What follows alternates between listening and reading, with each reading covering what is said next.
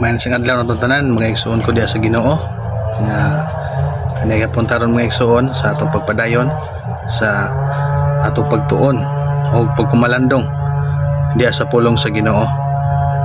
Ang atong topiko karon mga igsoon kabahin kini sa unsaon na to pag locate atong self, atong pagkatao mga igsoon. Unsaon na to pag kahibalo sa kahimtang sa stage sa atong pagkatao karon mga igsoon, kundi inata dapita nga stage sa atong pagka tao mga igsoon, isip nga mga Kristohanon, mga anak sa Dios mga igsoon.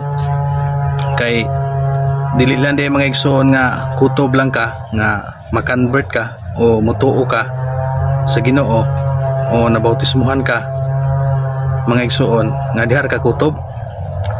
Aduna sa diay pagtubo sa usa ka Kristohanon mga igsoon, dili lang magpabilin ka nga kutob lang ka diha mga igsoon. Kay si Apostol Pablo nagasulat dito sa Episo nga wala na gi-considered at tagaan og konsiderasyon ang usa ka Kristohanon nga magpabilin gyapon siya sa usa ka gisgutan diha, gipasumbingay nagsama sa usa ka bata mga igsoon. Kay basahan nato diri sa Episo 4:13 nagaingon diri mga igsoon atong basahon, hangtod nga makakabot kitang tanan sa paghiusa sa pagtuo og kahibalo mahitungod sa anak sa Dios og makakabot sa kahamtong sa pagkatao sa sukod sa gidak-on sa kaupngana ni Kristo, aron kita dili na magapabilin sa mga bata pa. So kinahanglan ni kuno mga igsoon nga dili ta magpabilin sa usa ka bata. So nagisgot si Apostol Pablo nga hangtod kuno kitang tanan makakabot gyud sa kahamtong sa pagkatao diya sa pagtuo ni Ginoong Kristo. So kung kita usa na ka Kristohanon, dili ka magpabilin lang diha lang napita si mong stage imong pagkakristohanon mga igsoon, kung dili mo growing up kasi imong espirituhanon nga kinabuhi ka nang mutubo ka sa imong pagkakristohanon mga igsoon. Mao na giingon ni Apostol Pablo, wala na gi-considered nga ikaw igo na lang nga mahimong kristohanon, kundi mutubo gyud ka sa imong pagkakristohanon mga igsoon, mudako ka sa imong pagkakristohanon, dili physical nga mutubo ka nga gikan sa imong pagkabata mo ulitaw ka, mo dalaga ka o mo tigwa hantod ka pagkatiguang, dili na ingon ana nga pagtubo kundi dili sa imong espirituhanon nga kinabuhi mga igsoon, imong karakter ba kanimong behavior bitaw sa imong pagkatao. Imuha nang ipatubo ang imong behavior, ang imuha nga kinaiya sa imong pagkatao mga igsoon, lang mutubo na. Mao na giingon ni Apostol Pablo, kay kita nasama kuno ta sa usa ka bata pa kung bag-o ka nga mag-convert bitaw sa Kristohanon, bag-o ka nga mahimong usa ka Kristohanon mga igsoon, gipakasama ka sa usa ka bata kay bag-o pa kuno ka nga na tao. Kung bag-o ka na-convert sa pagka-Kristohanon mga igsoon gikan sa imong pagkamakasasala nya na-convert ka di sa Ginoo, ipakasama ka sa usa ka bata. Mabasa nato diri sa unang Pedro 2:2 nag-ingon diri mga igsoon, ug sama sa mga bata nga bag-o pang nahimugso, tinguhaan ninyo ang espirituhanong gatas nga walay sambog, aron nga pinaagi niini kamo managtubo ngadto sa kaluwasan. So sama di kuno sa kabata nga bago pang nahimugso, tinguhaon nato ang espirituhanon nga gatas, kining mga pulong sa Ginoo mga igsoon, tinguhaon tani nga walay sambog, kining ipasabot niya nga gatas ing ipasumbingay kini sa pulong sa Ginoo nga mo'y kanon nato sa matag adlaw. Kinahanglan nga dunay makaon ang atong espirituhanon sab nga kinabuhi mga igsoon, dili lang physical permi ato timanon, kundi ato sang atimanon ang ato nga espirituhanon mga igsoon. Mao din ang ingon diya sa Mateo 4:4 nga dili ang tao mabuhi sa tinapay lamang, kundi sa matag pulong usab nga magagula sa baba sa Dios. So kinahanglan sa pakanon sa dinimo, dili lang mabuhi ang tao ang atong physical mga igsoon, kundi ato sa pakaunon ang atong espirituhanon. Mao na nga kinahanglan mutubo sad ang atong pagkakristohanon mga igsoon, atong espirituhanon nga lawas sa atong sulod mga igsoon, mutubo ni dili magapabilin nga bata pa sama sa bagong bata kuno nga bago pang nahimugso. So nganong gisgot man si Apostol Pedro ana mga igsoon ug si Apostol Pablo nagisgot man, tungod kay once nga ang tao mga igsoon himong usa ka Kristohanon, nintuo na siya sa Ginoo, na-convert na siya sa Ginoo mga igsoon, bag-o na ka nga pagkatao, bag-o na sa kang gibuhat. Mabasa na sa ikaduhang Korinto 5:17 nga nagaingon diri mga igsoon, busa kung ang tao anaa kang Kristo, siya bag-o nang binuhat, ang daang mga butang nagapangagi na, tan-awa ang mga bagong butang nahiabot na. So kung ikaw di mga igsoon, bag-o ka na Kristohanon, ipakasama ka sa bagong binuhat, kanang kumbaga bago kang himugso ba, bago kang gihimo, bago kang create sa Ginoo mga igsoon. So ang imuhang pagkatao bago pang himugso, sama sa kabata nga baby nga mahigong nahimugso nga wala experience, katong daan ng mga butang mga igsoon nga pangagi na karon nga bag-o na sad. So mura kag bag-o ng tao ba, ang bata kung bagong pagkatao wala na experience sa mga butang nga nagapangagi. Ang mahitabo sa kabata mga igsoon, ang iyang una gid nga focus na nga makahibalo sad, maka-learn siya sa mga butang nga kung sa gani mong itabi mga igsoon, iyag na sundon tabi kag binuang sundon sa bata kay mao may na-learn. Gusto man siya nga dunay kay hibalo ba, ma-learn gini ang mga experience kay wala pa na experience sa bagong bata nga himugso.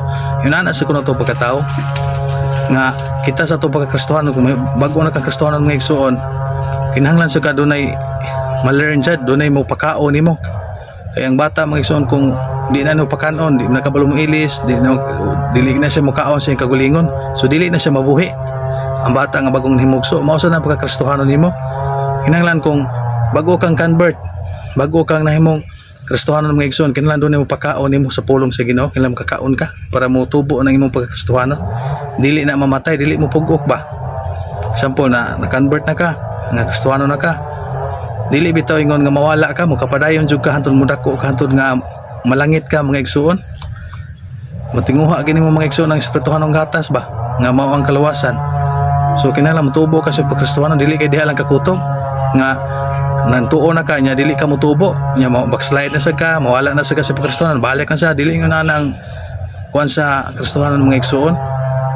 Kinahanglan nga motubo jud ka sa imong kakristohanon. Mao na giingon ni Apostol Pablo, di wala na gi-considered nga magpabilin ka na sa imong stage karon, kahimtang nimo sa imong pagkatao karon, dili lang kay diha lang kakutob.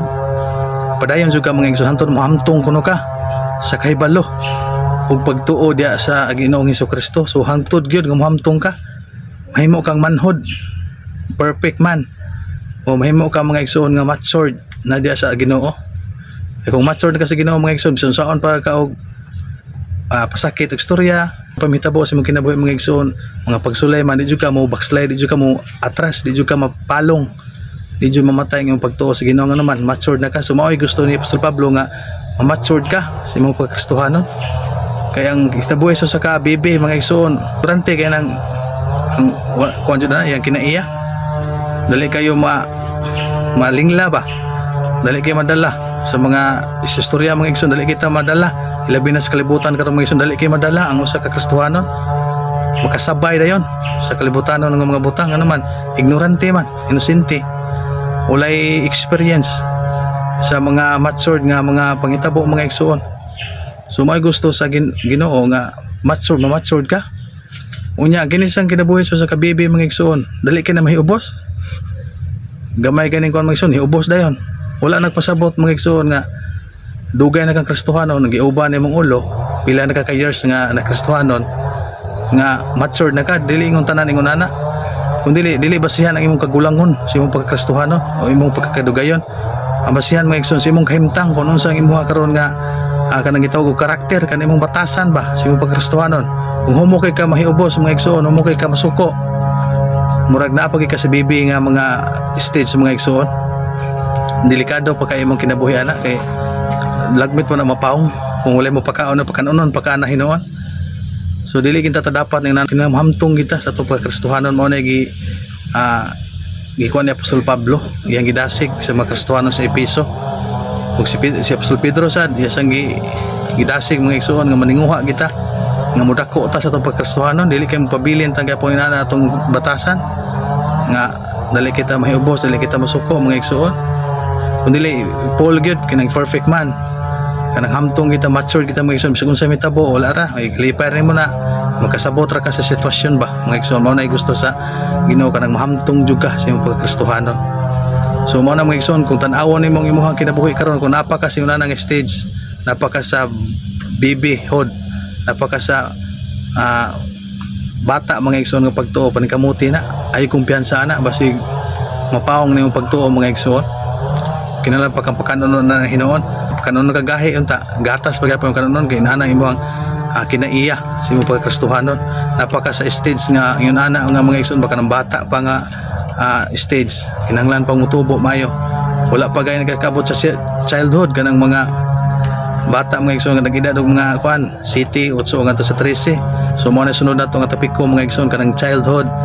Ato karon nga topiko sa mao sa ang babyhood mga igsoon. So mao na nga tan-awa ang imong kinabuhi karon mga igsoon, kung diin ka dapit nga karakter aron malocate nimo na imong kinabuhi mga igsoon. Mao ni banta, mao ni tan-awa nimo sa imong pagkristohanon.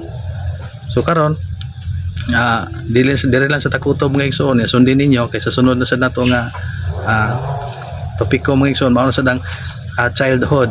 Mao na mga igsoon ang ato yang topiko sunod. Kung ano mga igsoon, sundan lang ninyo ang ato nga mga mensahe mo kabalaka mga igsoon, kay kutob sa mahimo nato ato gyapon ang panikamutan tun-an ta mga igsoon magampo ta sa Ginoo nga tabangan ta nga bisan pobre ta mga igsoon, pero makapadayon gyapon ta natong gibuhat. Pahalag na nilang ato sitwasyon nga wala ta studio tungod kay pobre ra mga igsoon, cellphone lang nga ang background to balik-balik, pero okay ra na mga igsoon. Importante nga makapadayon ta sa pangalagad sa Ginoo, makapadayon ta sa gibuhat nga mao pagwali diya sa pulong sa Ginoo mga igsoon, para makakaon ang atong espirituhanon pod nga pagkatao nya. Daghan kayong salamat. Ang Dios magapanalangin gyapon tanan. Praise the Lord. Hallelujah.